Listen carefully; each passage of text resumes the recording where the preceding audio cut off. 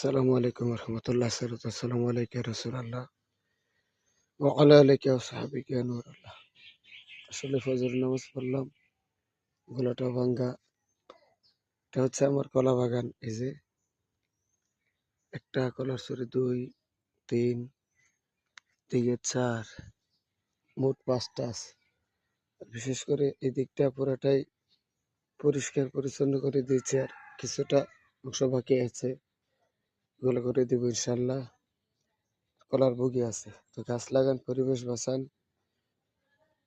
অবশ্যই আপনারা সবাই বাড়ি ঘরের আঙিনায় গাছ লাগাবেন, আর মশা যাতে না হয়। এখানে কলার অনেকগুলা গাছ আছে, আম গাছ আছে, ওই দিক দিয়ে বাঁশের ঝাড় আছে, অনেক ফলের গাছ আছে। ইনশাল্লাহ বলে যেন কবুল করে।